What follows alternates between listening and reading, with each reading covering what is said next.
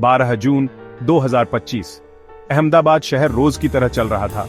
लोग अपने काम पर, बच्चे स्कूल से लौट रहे थे। किसी को अंदाजा नहीं था कि कुछ ही पलों में शहर एक भयानक त्रासदी का गवाह बनेगा। दोपहर को सरदार वल्लभ भाई पटेल अंतरराष्ट्रीय हवाई अड्डे पर लंदन जाने वाली एयर इंडिया फ्लाइट AI-171 के यात्री बोर्डिंग कर चुके थे। कोई परिवार से मिलने, कोई छुट्टियों पर, कोई सपनों के साथ। किसी को नहीं पता था कि यह सफर उनका आखिरी सफर होगा। हर शख्स अपनी कहानी लेकर चला था, लेकिन नियति ने सबका अंत एक साथ लिख दिया। यह सिर्फ एक विमान हादसा नहीं था, यह सैकड़ों सपनों का टूटना था, वादों का बिखरना था। अहमदाबाद के आसमान पर जो घटा वह सिर्फ तकनीकी खराबी नहीं, एक मानवीय त्रासदी थी। इस हादसे ने पूरे देश को झकझोर दिया। हर कोई पूछ रहा था, आखिर ऐसा कैसे हो सकता है। आज 17 जून को जब हम उस दिन को याद करते हैं तो दिल दहल जाता है। ये कहानी सिर्फ आंकड़ों की नहीं, उन इंसानों की है जिनकी जिंदगी एक झटके में खत्म हो गई। ये दर्द आज भी उन परिवारों के दिलों में जिंदा है जिन्होंने अपनों को हमेशा के लिए खो दिया।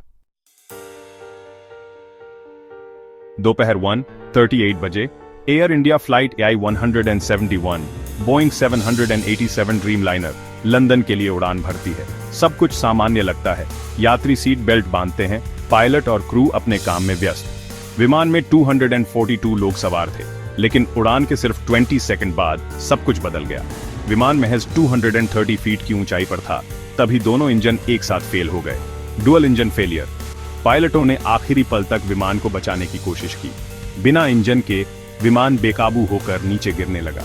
नीचे घनी आबादी थी, पायलटों के पास कोई विकल्प नहीं था। विमान अहमदाबाद के मेघानी नगर में BJ मेडिकल कॉलेज के हॉस्टल ब्लॉक से टकराया। एक जोरदार धमाका, आग और धुएं का गुब्बार। पलक झपकते ही उड़ता हुआ विमान मलबे में बदल गया। हॉस्टल की इमारत का हिस्सा ढह गया। विमान के टुकड़े दूर तक बिखर गए। चारों तरफ आग, धुआं, चीख पुकार। हॉस्टल के छात्र और स्टाफ भी हादसे की चपेट में आ गए। एक उड़ान जो उम्मीदों से शुरू हुई थी, उसका अंत मौत और तबाही पर हुआ। हादसे की खबर आते ही सबसे पहले आंकड़े सामने आते हैं, लेकिन हर आंकड़ा एक अधूरी कहानी है। एयर इंडिया फ्लाइट AI-171 के हादसे में 279 लोगों की जान गई। यह सिर्फ एक नंबर नहीं, 279 परिवारों का कभी न खत्म होने वाला दर्द है। विमान में 242 लोग सवार थे।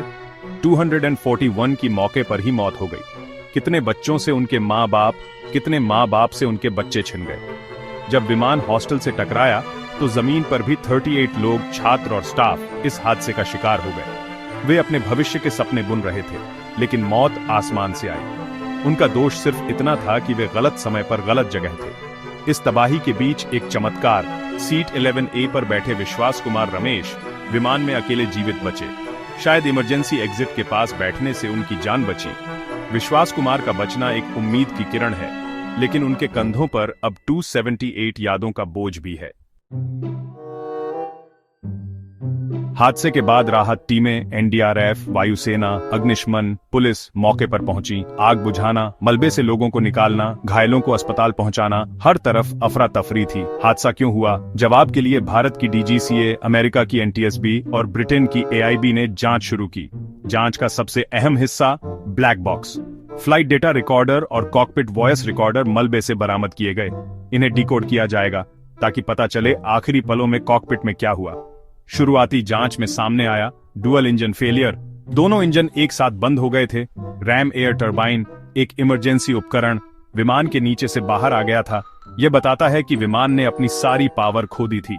यह बोइंग 787 ड्रीमलाइनर के इतिहास का पहला घातक हादसा है, जिसने इसकी सुरक्षा पर सवाल खड़े कर दिए हैं। हादसे के बाद सबसे दर्दनाक प्रक्रिया, पीड़ितों की पहचान। कई शव इतने बुरी तरह जल चुके थे कि पहचानना नामुमकिन था। DNA टेस्टिंग ही एकमात्र सहारा बनी।